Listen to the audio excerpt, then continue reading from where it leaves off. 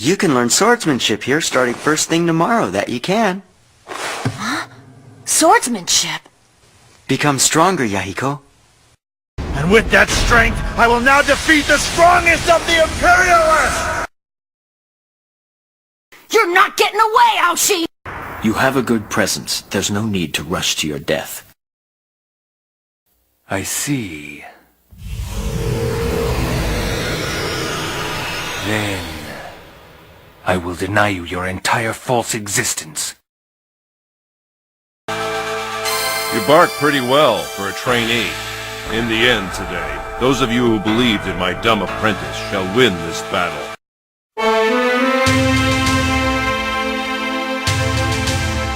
And begin!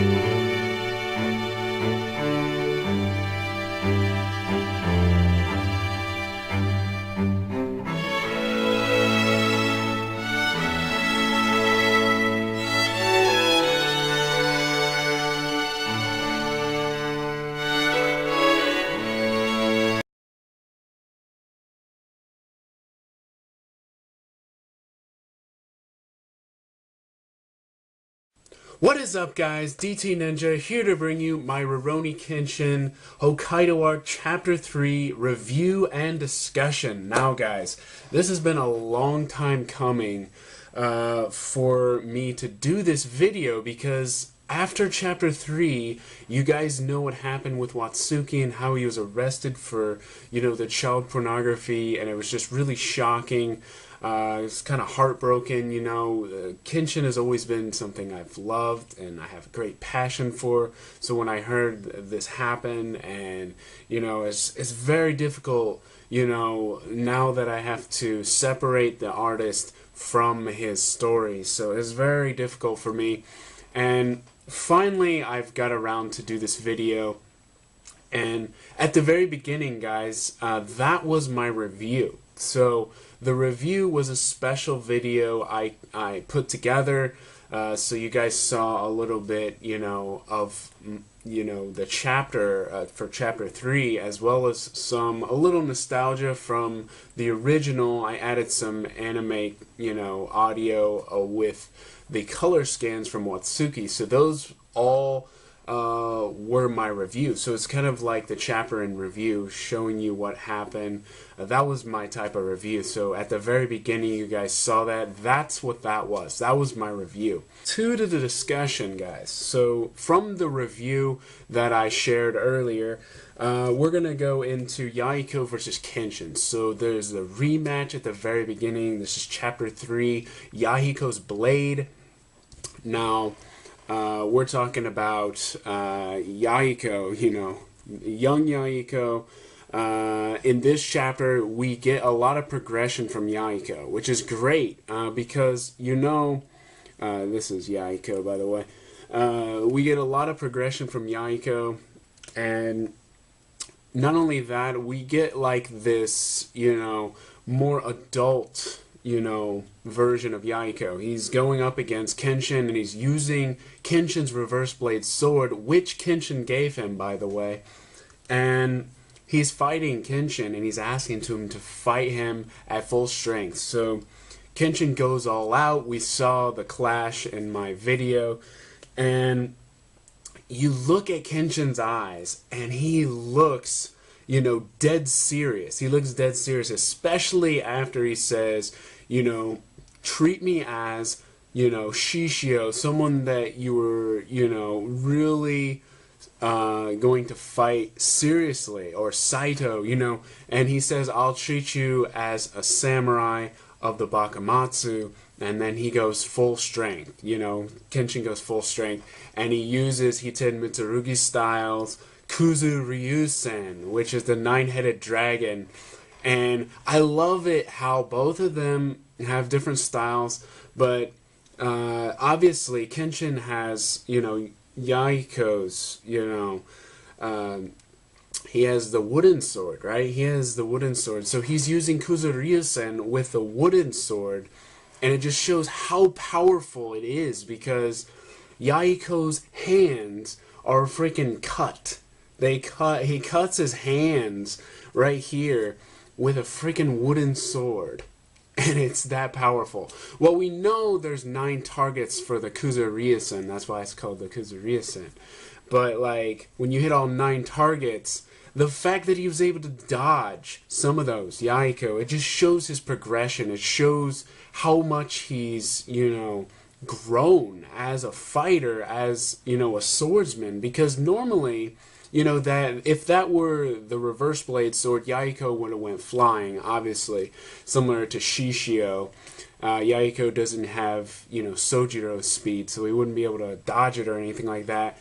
But like the fact that he was able to, you know, avoid, you know, a direct hit, because he got hit in the hands, because he put his hands up, you know, he tried the blade halt with, you know, with a reverse blade sword. So that was the reason why he got his hands cut, because he was, you know, he was using the reverse blade sword. But it just shows how much he is, you know, grown as a swordsman, like I said. Not only that, as a character, because right after it, after, you know, their duel, it's a short duel, but at the same time, I love how it shows, you know, it's like a year or two later, but at the same time, it feels like it's very close to the time when he was tested the first time, because now it's like the roles are reversed. It's like reversed roles, and he has the reverse blade sword, and Kenshin has the wooden sword, and they're testing each other. So I really like that. And at the end, Yahiko hands the sword back to him, and he's like, you keep it. You know, you keep the reverse blade sword. It belongs to you. You know, you deserve this more than me. So I do like that. I like how, you know, this is where it truly belongs. You're the true master of this sword, so please take it back. And, you know, he takes it back. And then this is where we're going to get into the true discussion, guys. And that is where Kenshin is in the... there's like a bamboo forest, okay? And he's surrounded by bamboo stalks everywhere. And you see him, and he has the reverse blade sword, and you see him, and he's like, once again, I hold the Sakabato, the reverse blade sword. And so this is a reflection back to the original. And I have the source here. So if you go to Act 153, so Chapter 153 of the original, the One-Armed Man. This is right before the Jinshu arc. This is the one-armed man that he cut. Kenshin was actually responsible for cutting off this guy's arm.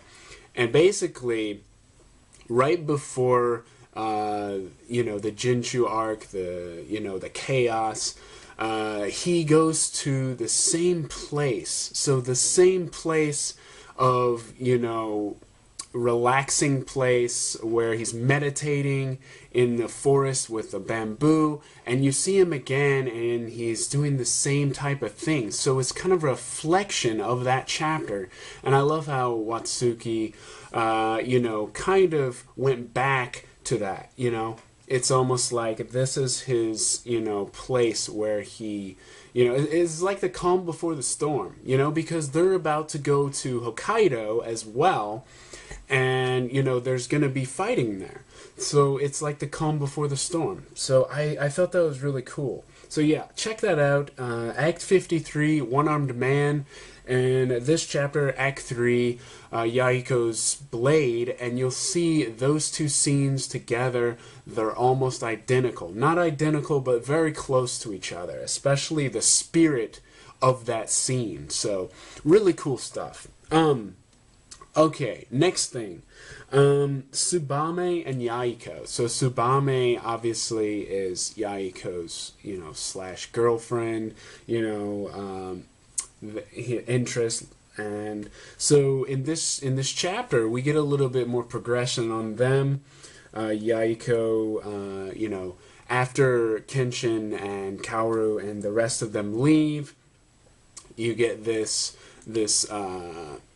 part where Tsubame welcomes him home, and it's almost like they're an item now. Now they were always liking each other, but now we get more kind of romance, romantic type thing. So she realizes that he seems lonely, so she says this, and Yahiko basically says it, well then, why don't you move in with me? So he literally says, why don't you move in with me? And we obviously get this embarrassment for Tsubame. So we get a lot of progression on Yahiko's character. And even before that, you get this huge collage of Yahiko. And he's running, okay? He's running. And what's cool about this is that Yahiko's entire character is shown. His whole journey is shown in this scan, and it's really neat to see. It's really cool to see his progression as a character, all the fights he's been in. So that was really cool as well. So we get a lot of character progression in Yahiko in this chapter. Now, towards the end, Sano returns. At the very end, that was freaking epic. So Sanosuke Sagara finally returns in this chapter. And what's so sad is that was the end. That was the end. He was like, I hope, they haven't forgotten about me. And so he says he's so close. He's in Yokohama. So that was going to be the next big thing. Sano has returned. And I showed it to you guys in my review, Sano returned. But, the fact that it showed him, that was epic. That was just an awesome way to, end the chapter. That was just awesome. Now, like I said, we know that the story is now on hiatus, so we can't really go into detail on, what's going to happen from here. But, I did talk about it a lot in Chapter 2's discussion about Aoshi, and maybe he's going to join Kenshin in Hokkaido, possibly, journeying on his own. Or even Sojiro Seita, the Tenkin who is, wandering like Kenshin for 10 years, may show up in Hokkaido. Maybe he's already in Hokkaido.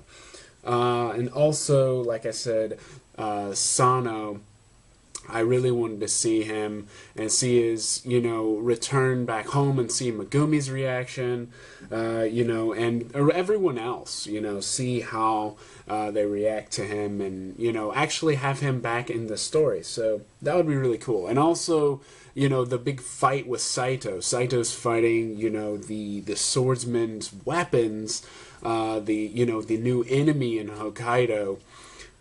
So there's a lot of stuff that needs to be, pushed on, pushed further in this story.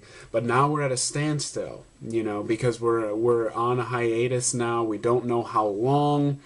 I don't want to say it's never coming back, because, there's always hope. There's always hope, because you guys know Kaoru Kurosaki also does the story, so it's not completely out the realm of possibility that she could, go off on her own and, find a new artist. I hope that's not the case, because Watsuki is, kind of irreplaceable as far as, drawing the characters, and, all this stuff. But anyways, that's my thoughts and discussion, guys.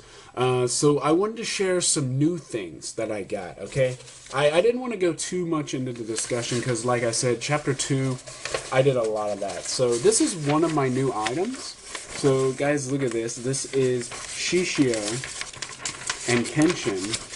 And this is their famous moment in the Kyoto arc. And this is in Shishio's room of hell. You guys know on the rooftops on Mount Hiei where they fight, and you guys can see it's a freaking epic wall scroll. I need to make it a little bit flatter so you can see. But anyways, it's pretty awesome. I got this recently, and yeah. So this is one of my new items that I got. Really cool. I think I did show it, but I also got a Shishio. This is a figure, it even came with the Mugenjin. I don't know if you guys can see the Mugenjin, but actually it has frickin' razor blades, just the same as the, his sword. But anyways, this is the Mugenjin. Let me show you guys up close so you guys can see. There's Shishio, and then there's the Mugenjin. So yeah, that's my figure. You already know my Kenshin figure already. And one last thing, and that is my Rurouni Kenshin live action film. Yes, guys, the film. Rurouni Kenshin live action film. This is the collection. So actually it has all three movies in it. Rurouni Kenshin live action movie collection. So it has all three movies inside. Nothing special, like no special edition, anything like this. Just the movies. They're English subtitled. For me, since it's older language, subtitles are probably better. But I usually do watch them in Japanese without subtitles. But anyways, this is a really cool, and the other one's underneath. Really cool collection. Because it comes with all three movies. So, yeah, that's my items, guys. That's pretty much it for my video, guys. I hope you guys enjoyed my review/discussion. Let me know what you think in the comments about the franchise continuing. But like I said, keep look for my DT Ninja 831 page on Facebook. I'll keep you up to date on the latest info. So, yep. I'll see you guys in the next one.